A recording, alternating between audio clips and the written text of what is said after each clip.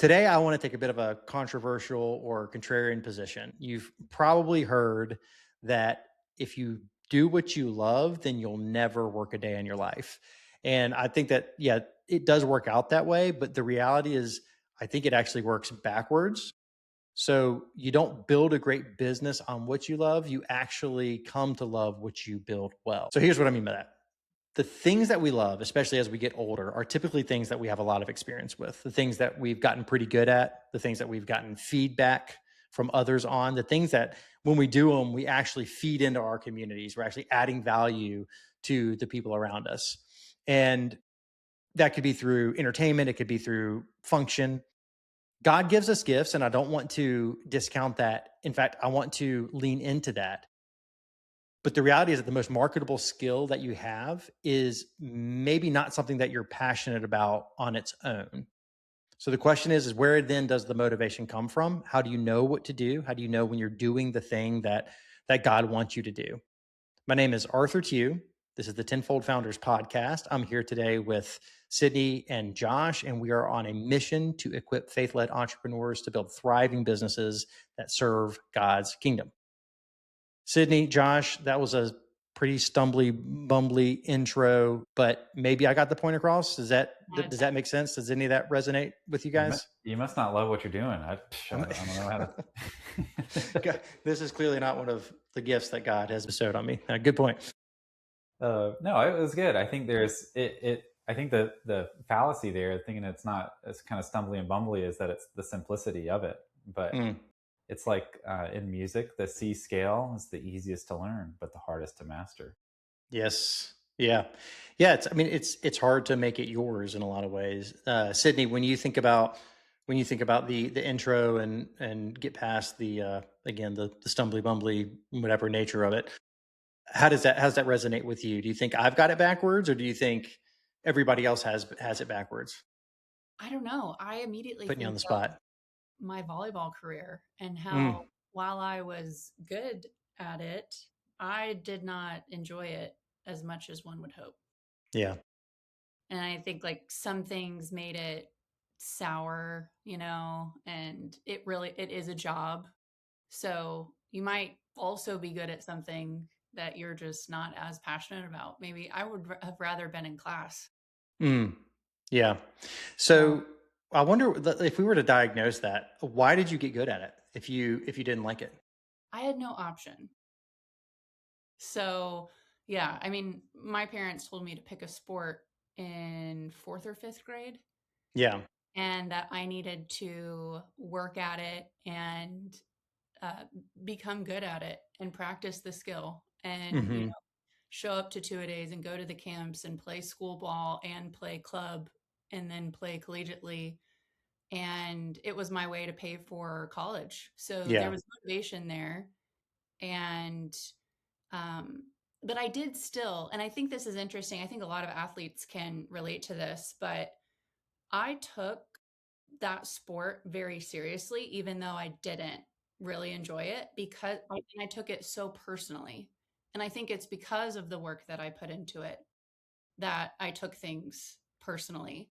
And, when you're sweating and you're grinding and you're showing up for two-a-days and you're, doing homework on the bus and you're trading so much for Hmm. something, I think that's when I started to take things more personally because I knew what I was giving up. I knew I wasn't able to go to prom, or I Yeah. knew I wasn't able to, be home with my friends or anything because we were traveling to California or Atlanta or something. And just knowing what I was trading also made it almost made me a little bit more competitive than I felt like I was looking back. Yeah. Did you learn to love any aspects of it? Like any? I loved playing. Like it was Yeah. everything else. It was traveling, it was watching game film, it was all of those. It was trying to figure out how to navigate 16 different female relationships because that's how many people are on a team, Hmm. and getting hurt and rehabbing over and over again. Because you do that happens. But I loved outsmarting a competitor. I loved the strategy behind each game. I love figuring out a different. It's starting to sound like you love volleyball, Sydney. I think there's some things about it, but I also love golf. There's some pieces to sport that I think I do enjoy. Just like I'm sure for you guys, just being competitive or like finishing a woodworking project for you, Arthur, and Josh editing a video on YouTube for Fam on the Fly and seeing the finished product. That's got to be finished product.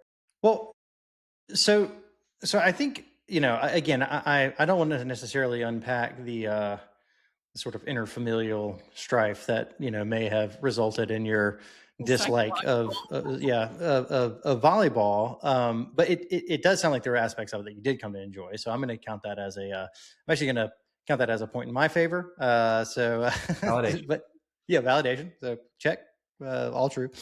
But I think maybe a way to even flip it on its head is that there are very few things that we really enjoy doing that we're really bad at, or that we're really bad at and not showing any improvement on. And right, so it's the pursuit of greatness in so many of the things that we do that drive us to love it, and the ability to see the improvement, to see the impact. I was talking with my uncle, and for those of you who know me at all, you've probably heard the name Uncle Jeff. Legend, right? But was chatting with Uncle Jeff, and we were talking about, at the end of the day, if whether you're fishing, casting a line into the water, or you're running a bead, welding, the physical movement, it's not all that different, right? I mean, what you're actually doing is, you're focusing. You've got precision involved. You're moving your hands. You're focusing your eyes. You're positioning your body to do something. And so, like, at its most fundamental level, it's not actually that different. But when you're fishing, you build story, you build conversation, you have rapport that comes out of it. If you get really good at welding, and people who do that, they become passionate about it and they start to talk about it. Then it becomes a bigger part of their life. And then the next thing you know, it becomes almost like a pastime, right? It's something that they can leverage to entertain and build relationship out of. And I think that I think that's the way things typically develop. So, and again, that person who, started welding, and I do think God gifts people with the ability to weld or do similar things like welding. I mean, I've seen people who can do incredible things, but it's not different than it's not that different than the person who's running the local insurance agency or who's trying to underwrite policies. There's a lot of the and to go back to what Sydney just said. So Sydney, you when we were asking about volleyball, and you're saying I don't like volleyball, or you didn't enjoy volleyball, and then there was all these things about it that you didn't like. But then when you took a second and you took a beat and thought about it, there are all these other aspects that you did like. And maybe the net, because of, again, whatever the circumstances happen to be, it leaves a bit of a bad taste in your mouth. I think oftentimes when we think of our work, there are certain moments within a workflow that are very rewarding. So let's say you are that insurance person and you're selling, and like you're preparing contracts and you're preparing quotes and you're preparing proposals, and all of that stuff is really laborious, and there's not any feedback loop there, and you may not love it. But when you get to that moment where you're actually delivering the value over to the other party, and they're excited about it and they want to move forward, that's really rewarding. People fall in love with that. People love that sales process. They get really good at it. And I think that's kind of what I'm saying, is that you probably don't start out really good at it. Sales is very much a skill that you develop over time. But the better you get at it, the more rewarding it is, the more those moments when the value connects with the audience show up. Yeah. Mm-hmm. That's a really, really good point too. Like, circling back to the start of the episode, the love, it's kind of like a Disney fairy tale version of like, do what you love. It's going to be great, wonderful. It's like, okay, I love to fish. Like, I'm going to go fish every day. Well, it has to also provide value for somebody else, like to be in the marketplace. I think number one, people are looking for this magic setup that doesn't necessarily exist unless you're like Luke Combs or something, like playing to Yeah, a stadium full of, but he probably sucked when he began too. I'm sure. But yeah, I think the trap with society these days. This is a really good episode and a really good point just to dig into. The love doesn't start, which is essentially what we've all said here.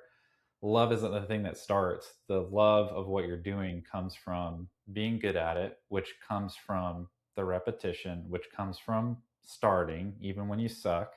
So it's like a cart before the horse situation. Yeah, That yeah, it's great.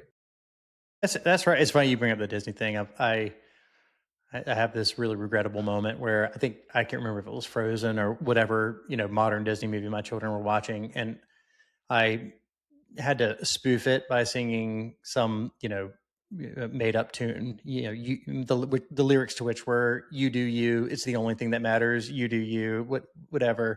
I'm having trouble hearing. I think I'm going to need it sung in the. I believe it was sort of in a "You do you, it's the only thing that matters. You do you," and it was something along those lines. And why was that so good? Oh, that's pretty good. Little something. But now they can't stop singing. But it's that message, right? It's that message of like you do you. Like it's this sort of cultural relativism that everything is born out of like what your desire is and what your perception of the world is, and then all of a sudden, the world is going to bend and the world is going to allow you to just do this one thing that fulfills you. And I think that there's two lies in that. The first one is that you're going to perpetually love this thing that you're good at, and the world is going to allow you and support you in doing it. To me, that sounds like all the friction, all the difficulty, all of the challenge in it is going to be pulled away. Yeah. And I'm here to tell you right now, 100%. If you're not pushing yourself, if you're not creating challenges and opportunities for growth, then you're going to stop loving the thing. And that was probably the problem with Sydney, is once she had mastered the game of volleyball, which probably happened in her first year or two, it was no longer challenging. It was boring for her. And so she was willing to, no, I'm sure you were very good. I still want to go find tapes somewhere of your college career. Exist, but I had this conversation with Morgan, my goddaughter, this week, and she's trying to figure out what she wants to do in her college career. And she had a major declared and then started taking those classes and found out she was not good at it or didn't like it, or, just various classes. And so she was like, well, I just am going to give up and I'm going to do this other thing. And I was having this exact conversation with her where I was going back to my college days of switching majors and finding out what I really loved as a result of the Joplin tornado, really. And I was trying to tell her all of the things that you just said, Arthur, and I think you said it far more eloquently than I did. But well, I sung it, so that was the difference. You need to break out in tune next time. Yeah, but I mean, think back to when you were 20. Like, I do think that there is that lie that we buy into, that we have to have everything figured out, and that you can choose only one path. If you choose another path, you have failed. Do you guys feel like, the choosing the path and finding out it's not the right one for you is actually a win? Absolutely. 100%. And so I think that, although I might be disagreeing at some level, just in that I think we also, because of the fact that we tell people that you should do the thing that you love, and the reality is like, you don't love things until you get the full value feedback loop in the workplace. Like, you're not going to love it until you're good at it, until people want it and they're telling you thank you and you're actually making a difference. That's when like the love and the passion really starts. And so when you think, oh, I might love marketing, and you go out and you start marketing and you're an intern and you're not doing a whole lot, you're going to pretty quickly be like, nope, this isn't the thing that I love. So it's not what I'm supposed to be doing. So let me go be bad at something else for a little while. And then you're going to make the same choice. Well, this is not for me. I should have been a software developer, or I should have done this. And that loop just happens over and over and over. So I think a lot of what we're saying here is listen, the thing is less important than the outcomes of the thing. So when you start generating the good outcomes, when you start generating the lovable outcomes, the exciting outcomes, then the process becomes much more fulfilling. The process becomes much more enjoyable, whether it's casting a line or running a bead, right? So I think that's the difference. And your point, Sydney, 100%. But I just think that the framework for what they are supposed to be choosing is broken. Because honestly, when you come out of college, like if you just went to a 4-year liberal arts college, no offense to the university system, but you're probably not very good at much. Just to be honest, you probably did not come out. You've got a bachelor's degree, maybe even if you have a master's degree, you're probably not great at that thing yet. You got to go experience it in the real world. So, and the real world is much different than living on a college campus, right? Yeah, There are all sorts of great things. Yeah, go ahead. Sorry. I think a better question for her specifically, and maybe others too, is what would you do for $0? What would you wake up and do every single day if it was nothing? And the only thing that you got out of it was that you were doing some good in the world. Yeah. What would that be? But how do they know that is, I guess, is the question. Like, how do you know that you would be willing to do it for $0 until you've spent time getting good at it, learning how to do it? And again, my position is that once you've gotten good at it and you've learned how to do it and you've established the feedback loop of, doing the work, delivering the result or the product or the service, and then getting the feedback of having it work and add value into a larger marketplace or an individual, like you don't know if you like it. But once that is established, once that thing is, you probably like most things. Most things are pretty gratifying when they create that. It's not a blanket statement. There's certain things that you're, like I said, God does give you gifts, and the closer you can get aligned to the things that you are naturally capable at doing, the better. And so I think back to the original conversation, you're ping-ponging down this funnel and you're slowly finding, and every once in a while you do have to pivot. You made the wrong choice, a pivot's required. But typically what I found is if you find a range of things and you kind of stay in that range, if you can stick with that for 20 years, which I know sounds like an incredible amount of time, not only are you going to be good at it, you're going to be great at it, and people are going to love you for it, and you're probably going to really enjoy doing it at that point. There's a lot to unpack there, which is I love too what y'all are saying about like, hey, God has given you these gifts, like pour those into what you're doing. But also God gives you gifts, but he doesn't say it's going to be easy. Like whatever you're doing is going to be an easy path, and that brings those challenges back in that kind of fuel your growth and fuel your, like that adversity is going to suck in the moment, no doubt. But that adversity is going to make you better. It's going to make you love that process even more. So it's this real combination of all these different things, which is not that narrative of society. Do what you love. Again, just I cannot stand. I mean, gosh, talking about some of the things we're talking about here, this podcast can be days long. But oh my gosh, it really could be. And like I said, it is so frustrating. And just to the main point that you made there, which is that it's not necessarily going to be easy. And that is so true. And I think that what you also, if we kind of dig into that a little bit more, whatever you're doing, when you say you're a marketer, well, that is an insanely broad thing to say. Even if you say, if you are in insurance, if you're in sales, if you are in home construction, if you are in professional services, whatever it happens to be, these are extremely broad things. And even when you start getting down to the specifics of the industry, it still remains broad. And the point that I'm walking into here is that your role, it's going to change over time, right? And so when Josh is saying that, hey, it's not necessarily going to be easy, the reality is that it comes in cycles. It comes in cycles of, okay, this is getting easy, you get good at it, it becomes easy, and then you challenge yourself again and it changes and you mature and you develop and you evolve. And that's how you slowly climb that mountain to the top, because you end up being good at this very broad range. Every time you switch to that next challenging thing, you're leaving behind something that's now easy. Mm-hmm. And so how many times can you stack that? How many times can you stack that in something that's a vertical, right? Don't go create something that's easy way out in left field and then create something completely disparate and unrelated out in right field. Like figure out how to create things that are sequential and that support each other so that when you are still doing this in 20 years, you understand the entire value chain, the entire value stack. That's why people get paid a lot of money. That's why people become executives, because they understand the DNA of the business from the very basic fundamental components all the way to the most complex decisions.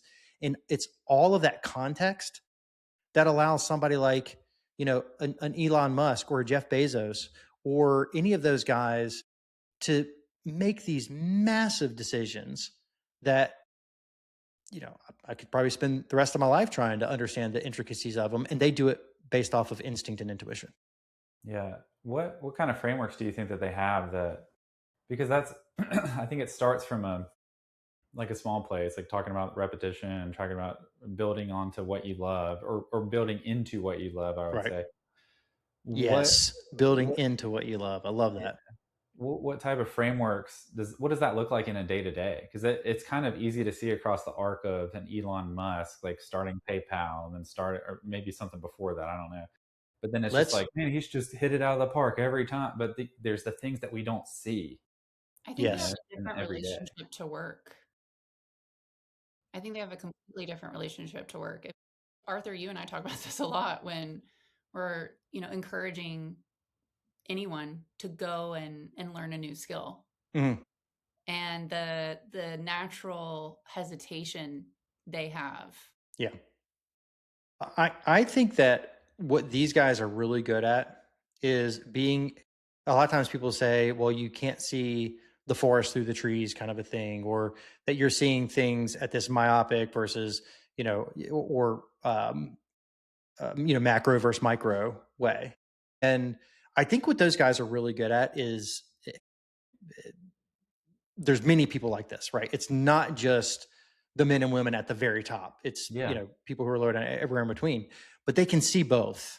They can understand both. So for an entrepreneur, we talk about in the first phase of the Tenfold Founders Framework, building aspiration. Well, that's a macro thing. That's being able to see really far into the future, being able to paint the picture. It's understanding. It's trying to understand what God wants you to do. It's all of those things, and then you are painting a micro picture of what that actually looks like in a day. But it's being able to see that, and then it's being able to relate. Just to keep beating the welding analogy to death, and then it's being able to relate that to welding these two pieces of steel together. Like, how does perfecting that work relate to those things? And being able to see, again, we're talking about this more linear stack of mastering things, leaving them behind, or packing them up, and then mastering the next thing, and having those be sequential. Well, there's a line that you can draw from that weld that you're welding today all the way to that perfect Tuesday 20 years down the road when you're retiring.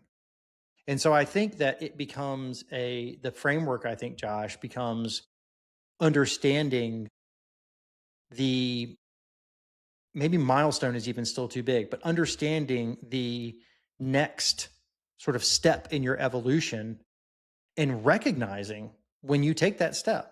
So it's like, hey, look, I want to own my own metal manufacturing facility, but I don't even know how to, grind the edges of box tube. Okay, great. Get good at that thing. Get good at that.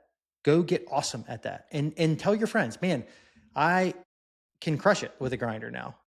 I can, I know what I know what grit to use. I know, exactly what, angle to grind at. I know, all these different things to make it perfect. And you can take that home as a win, right? You can make that, we were talking about before. I mean, that can become a story, that can become part of it. And then you move on to the next thing. Then it's actually welding. Then it's, then you're going from MIG to TIG welding or whatever. Again, I've probably already gotten myself out of my depth and with this analogy, but you get the idea. So not necessarily a framework, but to say it as succinctly as I possibly can, like, what are the small steps that you're taking? Identify those steps, work towards them, and then celebrate them when you complete them, and understand that, like, your toolbox is growing all the time. And it's the people with the biggest, fullest toolbox that end up achieving the grandest, most aspirational, divine goals for themselves. There's one thing you said in there too. Definitely, I think the size of the toolbox, but then also the specialty of that toolbox Yes. too. Like a brain surgeon's toolbox is going to look a lot more specialized than just your general practitioner. But that also, their specialized toolbox speaks to the depth that they're in on that journey towards a specific, like a little bit further down that path to that goal or to something that they love. So yeah, I love I that. love it. Awesome. So when we think about the motivation piece and the passion piece and where it actually comes from, how do you know? So let's take a slightly different seat for just a second. How do you know when you should pivot? Like, when have you, we're still going to get the questions like, yeah, I hear everything you're saying, but I've been doing this job for 5 years and I can't stand it. Like, I'm the best in my department. I'm doing this. How do you diagnose that situation and decide whether or not it's, hey, you need to go to a different company? Like, you should have been promoted a while ago. You need to figure out how to challenge yourself versus, yeah, maybe this isn't the right thing. Maybe you need to be thinking about a new career. Yeah, that takes community and perspective, I think, just different than your own, because you can fall into a trap either way. Man, I know an entrepreneur that's been working at it and is going to keep grinding. Like, there's nothing that anybody can say to get him off the path that he's on. But I mean, he's passionate beyond measure and makes cool stuff. But it's like, buddy, the market, it's not giving you the signals that you want to see. Yeah. I don't know how to tell you.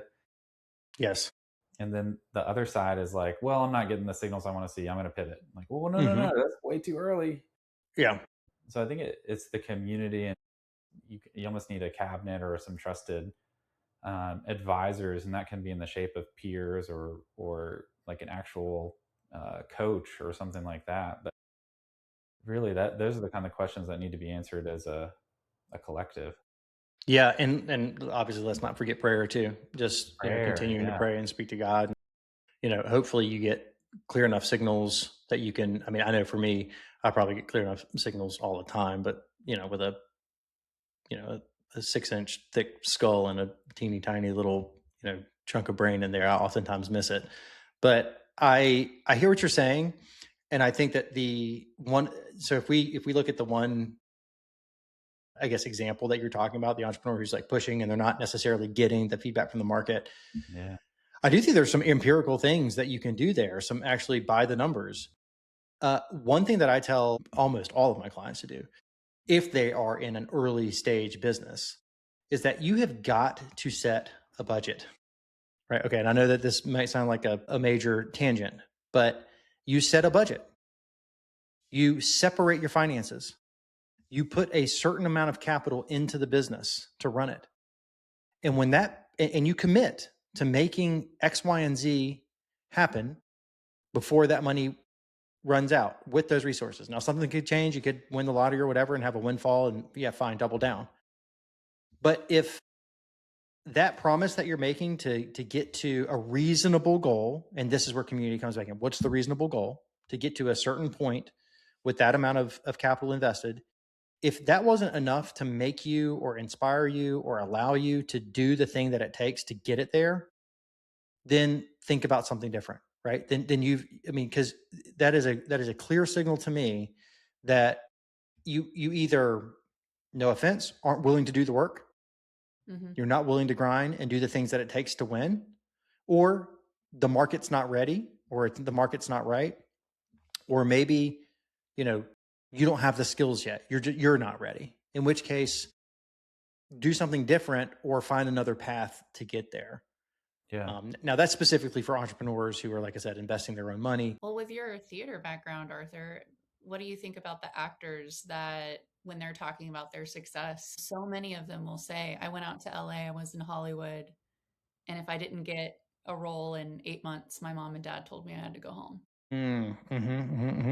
Yeah, sure. You can make their big break. Like, yeah. Month 7.5.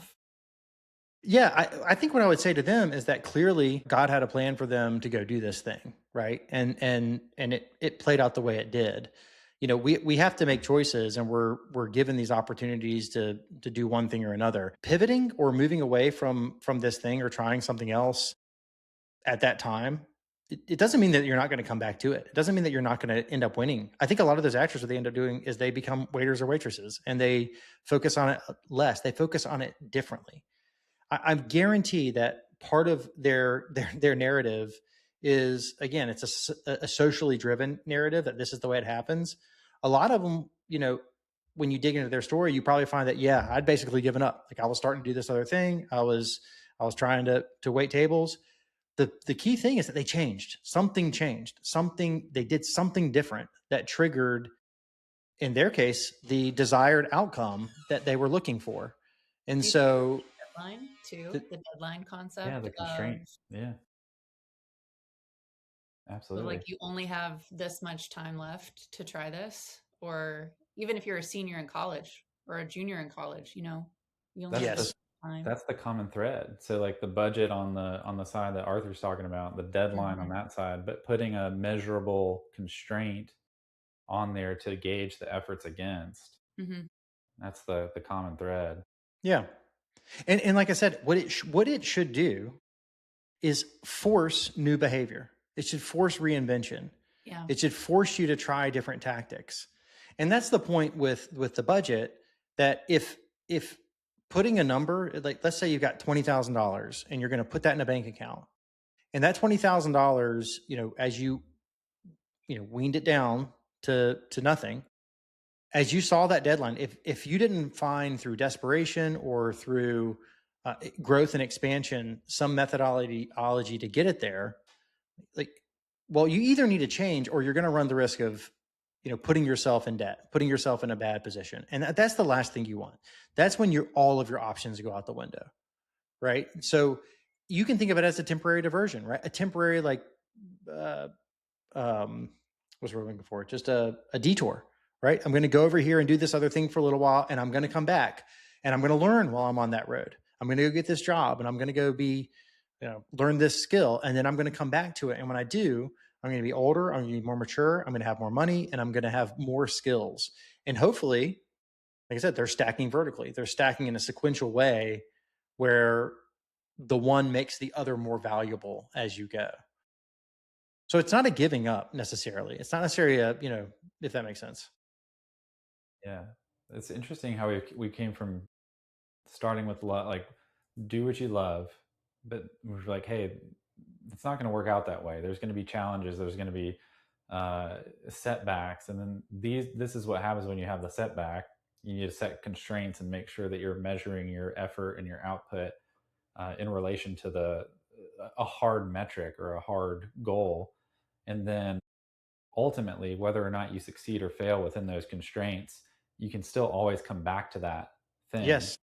And you're probably going to learn to love it even more within that. Yeah, and not allowing yourself to be. Yeah, I do too. I'm sorry, Sydney, I spoke over you. What'd you say? I think not allowing yourself to be demotivated either. Yeah. There's going to be, you can read into signs and signals too much. Absolutely. Ooh, I'm not great at it now, so therefore I should not attempt this further. And you just have to kind of ignore that sometimes. Well, again, those two comments, it brings us again right back to where we started. And the reality is, I think I said this before the call, but no human comes out of the womb a concert pianist, right? They have to build the skill. We as humans come out or come into this world good at nothing except for loving and eating and pooping and crying and sleeping, right? And eventually we stack skills, and it's never too late to start stacking new skills. And I don't want to demotivate anyone from doing that.